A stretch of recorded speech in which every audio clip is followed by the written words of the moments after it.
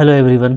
तो चलो हम लोग नॉर्मल सब ग्रुप को आगे कंटिन्यू करेंगे और इसके सीरीज़ में हम लोग कुछ और भी आज इंपॉर्टेंट बातों को देखने वाले हैं। ठीक है, तो अगेन हम स्टार्ट कर रहे हैं यहाँ पे। देखो की पॉइंट से, मतलब जस्ट हमारा कुछ यहाँ पे अगेन एक रिवीजन वाला पॉइंट होगा। अब बार बार मैं एक ही चीज़ को बार बार क्यों बताता हूँ, आपको ये भी लगता होगा, पर देखो ये सब इतनी इंपॉर्टेंट चीज़ें हैं ना कि अगर बार बार बताई जाए तो दिमाग में छप जाता है। और मेरा अपना एक तरीका है मैं खुद भी पढ़ने का या पढ़ाने का, कि मैं कनेक्ट करता हूँ। ठीक है, आपके पास में ऑलरेडी जो नोन चीज़ें हैं, जो पुरानी चीज़ें हैं, उससे जब आप कनेक्ट करते हो, ठीक है, और कनेक्ट करके आप आगे की चीज़ों को उसमें ऐड करते हो तो आपको याद करना और समझना ईजी हो जाता है। दैट्स वाई एक कनेक्शन के लिए मैं चाहता हूँ कि आप जो है प्रॉपर रिवीजन करते रहें और सारी बातें आपके दिमाग में बिल्कुल फिट रहें। ठीक है, तो ऐसे केस में इस तरह का जो इम्पॉर्टेंट सब्जेक्ट है नॉर्मल सब ग्रुप वगैरह का, कोई भी अच्छा क्वेश्चन हो, बड़ा से बड़ा क्वेश्चन हो, उसके ऑप्शंस को आप स्टेटमेंट को काफ़ी इजीली एलिमिनेट कर पाएंगे। ठीक है, तो चलो देख लेते हैं। जितना बार भी देखोगे टाइम कम लगेगा, बस एक बार रिवीजन हो जाएगा। ठीक है, फिर जो हमारा यहाँ पे मेन पर्पस है उस पर भी हम लोग आ जाएंगे। देख लेते हैं वन बाय वन। देखो यहाँ पे फर्स्ट चीज़ है कि every subgroup of abelian group is abelian. मैंने स्टार्ट यहाँ से किया है कि देखो असल में सेकंड पॉइंट इसका ये है कि every subgroup of abelian group is normal. अब कोई बच्चा बार बार ये याद रखता है ना कि अबेलियन ग्रुप के सारे ही सब ग्रुप नॉर्मल हैं। ठीक है, तो ये अगर ज़्यादा याद कर लिया है तो फिर वो अचानक से सोचने लगता है कि अबेलियन ग्रुप का सारा सब ग्रुप क्या अबेलियन होगा। हालांकि है काफ़ी सिंपल सा चीज़, भाई अबेलियन ग्रुप है तो उसका सारा सब ग्रुप तो अबेलियन होगा ही होगा, क्योंकि वो कम्यूटेटिव वाला प्रॉपर्टी तो हर जगह पाया जाएगा। ठीक है, लेकिन बस यही कि आप इसको दिमाग में अच्छे से फिट कर लो कि अगर कोई अबेलियन ग्रुप है तो उसके सारे ही सब ग्रुप नॉर्मल भी होते हैं और अबेलियन भी होते हैं। तो ये दोनों चीज़ें होती हैं, इसलिए मैंने यहाँ पे इसको एक जगह लिख दिया है ताकि आपको ये याद रहे। ठीक है, नंबर 3 ये है कि every subgroup of index 2 is normal. Again it is a very important property कि कोई भी सब ग्रुप इंडेक्स 2 का नॉर्मल होता है। ये सब चीज़ें हम लोगों ने प्रूफ किया हुआ है, बहुत ही लॉलीपॉप प्रूफ होता है, काफ़ी जल्दी जल्दी प्रूफ हो जाता है, आपने देखा होगा। ठीक है, number 4, every group G has at least 2 normal subgroups, trivial identity वाला और दूसरा जी खुद। तो भाई कोई भी ग्रुप हो उसमें कम से कम 2 नॉर्मल सब ग्रुप तो पक्का होगा। एक आइडेंटिटी से जो एक एलिमेंट का बनेगा, ठीक है, ट्रिवियल सब ग्रुप, और दूसरा जी इटसेल्फ। तो ये तो कम से कम 2, मतलब ऐसा कोई ग्रुप दुनिया में नहीं है जिसके पास में कोई नॉर्मल सब ग्रुप है ही नहीं। ये याद रखना, कम से कम 2 नॉर्मल सब ग्रुप तो होता है। ठीक है, number 5, a group has no proper normal subgroup is simple. अब देखो ये सिंपल ग्रुप का डेफिनेशन है कि सिंपल ग्रुप का कैसा ग्रुप होता है, तो कि जिसमें सिर्फ जो है इम्प्रॉपर नॉर्मल सब ग्रुप्स हों, मतलब कोई प्रॉपर नॉर्मल सब ग्रुप ना हो। ठीक है, मतलब ये दो तो होगा ही होगा, आइडेंटिटी वाला और जी वाला, तो बस यही दोनों हो, इसके अलावा कोई सब प्रॉपर सब ग्रुप ना हो, नॉर्मल सब ग्रुप, तो वो आपका सिंपल ग्रुप कहलाता है। ठीक है, एक बहुत ही छोटा सा डेफिनेशन है। Number 6, a non abelian group whose every subgroup is normal is called Hamiltonian group. Again this is important. ये देखो हैमिल्टोनियन ग्रुप का डेफिनेशन है, मतलब ऐसा नहीं ना कि सिर्फ अबेलियन ग्रुप के ही सारे सब ग्रुप नॉर्मल होंगे। ठीक है, ऐसे भी ग्रुप्स हैं जो अबेलियन नहीं हैं, बट उनके भी सारे सब ग्रुप इंक्लूडिंग प्रॉपर सब ग्रुप वो नॉर्मल होते हैं। ठीक है, तो अगर ऐसा कहीं पे नॉन अबेलियन ग्रुप मिलता है जिसके सारे ही सब ग्रुप नॉर्मल है, तो वो आप क्या कहेंगे, उसको कहेंगे हैमिल्टोनियन ग्रुप। ठीक है, नंबर 7, इंटरसेक्शन ऑफ 2 नॉर्मल सब ग्रुप्स इज आल्सो नॉर्मल। तो ये तो बहुत सिंपल सी बात है, क्योंकि 2 ग्रुप का इंटरसेक्शन तो भाई सब ग्रुप होता ही है। 2 सब ग्रुप का इंटरसेक्शन सब ग्रुप होता है, तो अगर दोनों नॉर्मल होगा तो उसका सब ग्रुप भी, उसका इंटरसेक्शन भी नॉर्मल होगा। ठीक है, चलिए आगे देखिए। नंबर 8 क्या है, every subgroup of an cyclic group is cyclic and unique. ठीक है, चूँकि देखो साइक्लिक ग्रुप में आप पहले से जानते हो कि उसके पास में उसके हर डिवाइज़र पे आपको सब ग्रुप मिलेगा। ठीक है, और एक ही सब ग्रुप मिलता है, मतलब इकलौता मिलता है, दैट मीन्स यूनिक मिलता है। ठीक है, अच्छा number 9, number of normal subgroups of cyclic group of order n is equal to tau n। अब ये देखो, अब ये मेरा लास्ट आज का रिजल्ट है जिसको मेरे को समझाना है। ठीक है, और हमारे लिए इंपॉर्टेंट रिजल्ट है। टाउ n को ऐसे लिखते हैं, टाउ और n। ठीक है, तो अगर आपको नॉर्मल सब ग्रुप्स फाइंड करनी है, नंबर ऑफ नॉर्मल सब group in a cyclic group of order n, तो वो क्या होता है, वो टाउ n होता है। ठीक है, अब देखो, अब इसका जो कनेक्शन है ना, ये कुछ ऊपर के स्टेटमेंट से है और कुछ तो मैंने ऐसे ही लिख दिया है जो आपको याद रखना चाहिए। तो देखिए कैसे करेंगे, इसको कैसे समझ सकते हैं, काफ़ी ईजी है। पहले ये देखिए कि टाउ n क्या होता है। तो टाउ n का अगर हम बात करें तो ये एक अर्थमेटिक फंक्शन है जिसको मैंने नंबर थ्योरी में काफ़ी अच्छे से पढ़ाया हुआ है। एक बार बता देता हूँ। टाउ एन क्या होता है, तो ये होता है number of divisors, number of divisors of n होता है, ठीक है, डिवाइजर्स ऑफ एन, मतलब एन में कितने डिवाइजर्स हैं उसको हम लोग बोलते हैं टाउ एन। पहले इसको समझिए, टाउ एन को समझा देता हूँ। जैसे मान लो एग्जांपल लेता हूँ मैं, मान लो मेरे पास में एन क्या है जी, एन मेरे पास में 10 है, ठीक है। तो अब बताइए डिवाइजर्स ऑफ 10 कितने होंगे, डिवाइजर्स ऑफ 10, ठीक है। तो 10 को कौन कौन डिवाइड करेगा, डेफिनेटली 1 करेगा, 2 करेगा, ओके, फिर 5 करेगा और खुद 10 करेगा। तो यहाँ पे यही 10 के डिवाइजर हैं। यानी अगर मैं बोलूँ नंबर ऑफ डिवाइजर्स कितने हो गए, तो नंबर ऑफ जो डिवाइजर्स हो गए यहाँ पे 10 के, वो हो गए कितने, वो हो गए 4, ठीक है, क्लियर है।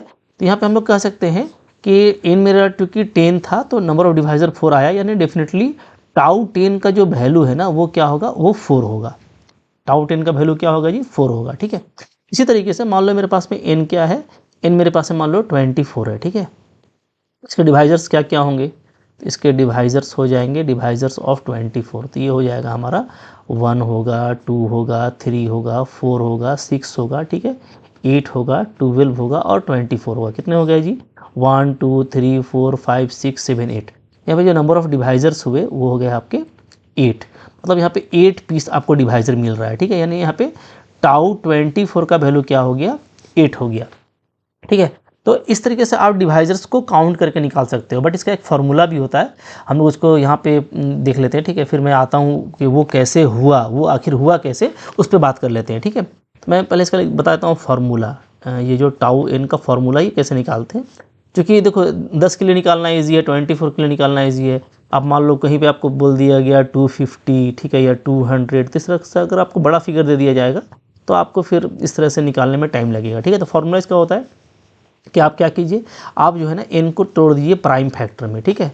मान लो मैं प्राइम फैक्टर में तोड़ता हूँ इस तरीके से, p का पावर n1 इंटू q का पावर n2 इंटू ये ऐसे ले लेता हूँ मैं प्राइम, ठीक है, ऐसे इस तरीके से p1 का पावर n1, p2 का पावर n2, p3 का पावर n3, ठीक है, इस तरीके से, मतलब डिफरेंट मैंने प्राइम लिया हुआ है। यहाँ पे जो pi है ये क्या है, ये आपका प्राइम्स है, ठीक है, प्राइम नंबर है।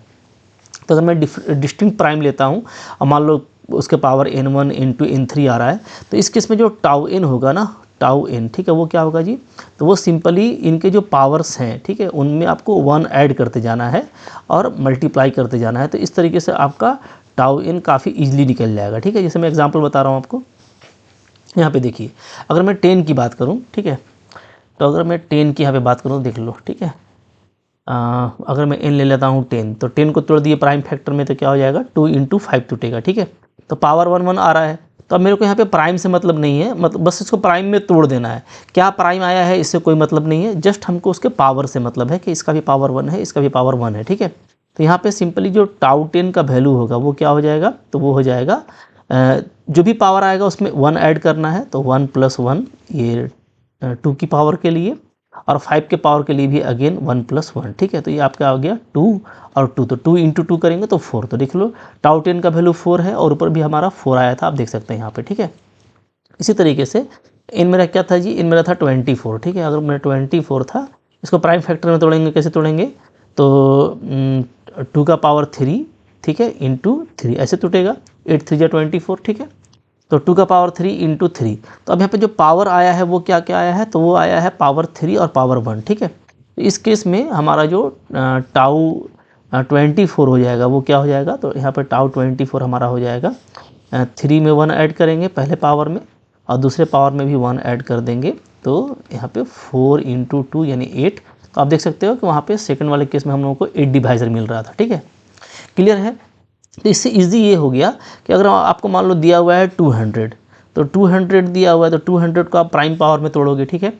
तो इसको हम कैसे तोड़ सकते हैं जी, तो 25 एडिजा क्या होता है, ये हमारा होता है 200। अब प्राइम में लिखेंगे तो 5 का स्क्वायर हो जाएगा इंटू 2 का पावर 3 हो जाएगा, ठीक है। तो ये प्राइम आ गया 2 और 5, ओके। तो आपको प्राइम के पावर में ले आना है। अब यहाँ पे जो हमारा पावर्स आया है उसको आप देख लीजिए, 2 आया है और 3 आया है, तो नो डाउट यहाँ पे जो टाउ 200 का वैल्यू होगा ना वो क्या हो जाएगा, तो वो हो जाएगा डायरेक्टली 2 में ऐड करेंगे, ठीक है, पावर में, और इस 3 वाले पावर में भी 1 ऐड करेंगे। तो यहाँ पे जो वैल्यू आ रहा है वो आ रहा है 3 इंटू 4 यानी 12। तो यहाँ पे जो 200 का जो डिवाइजर्स होगा वो 12 होगा, तो आप डायरेक्टली बता सकते हो। तो ये आपको बेनिफिट है टाउ एन का, ठीक है। तो टाउ एन निकालना इजी है। मतलब मैं कह सकता हूँ यहाँ पे सिंपली कि अगर आपको कोई बोल दे कि क्या बोल दे, आपको एग्जांपल इस तरीके से ले लेते हैं, ठीक है। कि मान लो जी मेरा क्या है, जी के जो साइज़ है वो 200 है, ऑर्डर ऑफ जी क्या है 200 है, और जी क्या है, जी एक साइक्लिक ग्रुप है, जी इज़ साइक्लिक ग्रुप, ठीक है। तो आपको पूछ दे देन नंबर ऑफ नॉर्मल सब groups, number of normal subgroups of ji is, ठीक है। अब आपको यहाँ पे ऑप्शन दे देगा, मान लो, ठीक है। क्या क्या ऑप्शन दे दिया, तो आपको दे देगा 25, नंबर 2 10, नंबर 3 12 और नंबर 4 30। ऐसा इसमें कितना नॉर्मल सब ग्रुप होंगे। तो भाई आप क्या करोगे, सिंपली आप निकालोगे टाउ 200 निकालोगे, ठीक है। और टाउ 200 हमारा क्या आ जाएगा, ये हमारा आ जाएगा 12। तो यहाँ पे जो करेक्ट ऑप्शन होगा वो 12 होगा। तो इस तरीके से बहुत ही जल्दी, अगर आपके पास में साइक्लिक ग्रुप दिया हुआ है तो साइक्लिक ग्रुप में कितना नॉर्मल सब ग्रुप होता है, तो वो जस्ट होता है टाउ ऑफ द ऑर्डर। तो ऑर्डर यहाँ पे 200 है, ठीक है। तो आपको इसका वैल्यू 12 आ जाएगा और आप बहुत ही फास्ट काम कर लोगे। ये तो हो गया इसका फ़ायदा और फार्मूला वगैरह। अब ये होता कैसे है, ये बहुत ही अच्छे लॉजिक से है और ये बहुत जल्दी आपको सारा कुछ पता चल जाएगा। कैसे, देखो मैं आपको बता रहा हूँ, ठीक है। पहले ये समझो कि है हमारे पास में क्या, साइक्लिक ग्रुप, ठीक है। अब मैंने जो ऊपर में लिखाया था ना, जो भी आपको कनेक्शन दिया था वो कनेक्शन का आपको फ़ायदा होगा। साइक्लिक ग्रुप अगर है तो नो डाउट ये क्या है, ये आपका अबेलियन है, ठीक है। और अगर ये अबेलियन है तो अबेलियन के सारे ही सब ग्रुप क्या होते हैं, नॉर्मल होते हैं, ठीक है। तो सारे सब ग्रुप, ऑल सब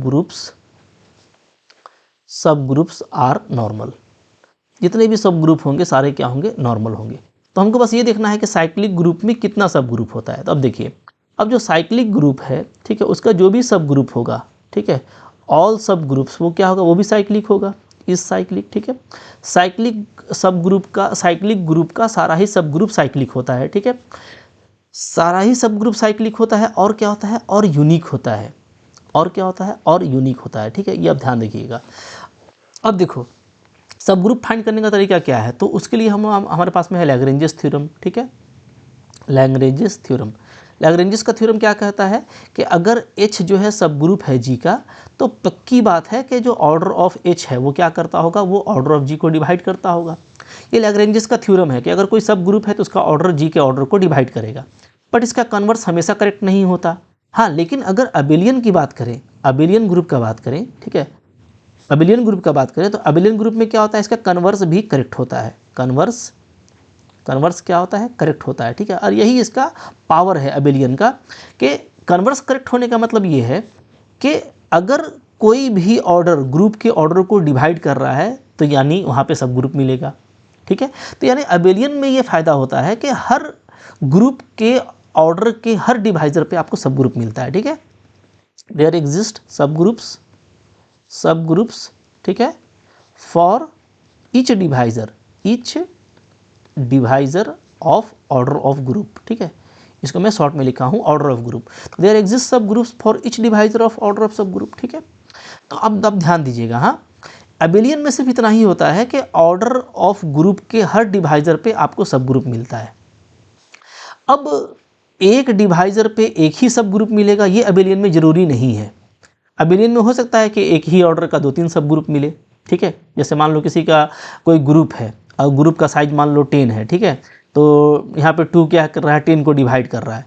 तो अगर ये अबेलियन है तो अबेलियन में हो सकता है कि 2 ऑर्डर का एक से ज़्यादा सब ग्रुप हो, लेकिन साइक्लिक में ऐसा नहीं होता। साइक्लिक में क्या होता है, साइक्लिक में ये होता है कि जो भी सब ग्रुप मिलेगा वो आपका यूनिक होगा, मतलब एक ही पीस मिलेगा। तो पहले तो साइक्लिक एक अबेलियन ग्रुप है, तो अबेलियन होने के चलते क्या हो गया, इसका सारा सब ग्रुप नॉर्मल हो गया, और इसका जो सारा सब ग्रुप होगा, ठीक है, वो ग्रुप के हर ऑर्डर के डिवाइजर पे मिलेगा, और कितना मिलेगा, एक ही मिलेगा। इसका मतलब ये है कि साइक्लिक ग्रुप के केस में अगर आपके पास में कोई ग्रुप अवेलेबल है तो उसके हर डिवाइजर पे एक ही सब ग्रुप मिलेगा, ठीक है जी। और अगर हर डिवाइजर पे आपको एक ही सब ग्रुप मिलता है तो इसका मतलब है कि आपको हर डिवाइजर के लिए एक गिनना है, बात समझ में आ रही है ना। जैसे हम लोग यहाँ पे काउंट कर रहे थे, टाउ एन में हम लोग कैसे काउंट कर रहे थे कि यहाँ पे कितना पीस डिवाइजर है। जैसे मान लो सपोज़ करो मैं यहीं पे बात कर लेता हूँ, ठीक है। मान लो कि जी जो है वो 24 ऑर्डर का साइक्लिक ग्रुप है, ठीक है जी। तो 24 ऑर्डर का साइक्लिक ग्रुप है, इसका मतलब है इसके पास में सब ग्रुप्स होंगे। क्या होंगे? इसके पास में सब ग्रुप्स होंगे, ठीक है। ये मान लो मेरा साइक्लिक है, ठीक है। तो इसके पास में सब ग्रुप्स होंगे, किस किस ऑर्डर के? ऑफ ऑर्डर, 1 ऑर्डर का होगा, 2 ऑर्डर का होगा, 3 ऑर्डर का, 4 ऑर्डर का, इन सब ऑर्डर का इसमें सब ग्रुप होगा, ठीक है। ओके। एंड क्या होगा? एंड इज़ यूनिक, और वो सब एक एक पीस होगा। एक एक पीस यानी एक ऑर्डर का, एक 2 ऑर्डर का, एक 3 ऑर्डर का, एक 4 ऑर्डर का। तो हमको सबके लिए एक एक काउंट करना है। एक एक काउंट करना है यानी सिंपली हमको क्या करना है? नंबर ऑफ डिवाइजर काउंट करना है। तो अगर आप नंबर ऑफ डिवाइजर काउंट कर लेंगे तो आपको पता चल जाएगा कि साइक्लिक सब ग्रुप में, ठीक है, कुल कितना सब ग्रुप है। तो बिल्कुल सिंपल सी बात हो गई और बात हमारी ख़त्म हो गई कि जो भी नंबर ऑफ सब ग्रुप होगा साइक्लिक ग्रुप में, वो सारा क्या होगा? नंबर ऑफ नॉर्मल सब ग्रुप हो जाएगा, ठीक है। तो मैं यहाँ पे शॉर्ट में लिख सकता हूँ, ठीक है। क्या कहेंगे? Hence if order of G is equal to n, okay, and G is cyclic, अगर जी मेरा साइक्लिक ग्रुप है और उसका ऑर्डर एन है, देन क्या होगा जी? देन जो नंबर ऑफ सब ग्रुप्स है, नंबर ऑफ सब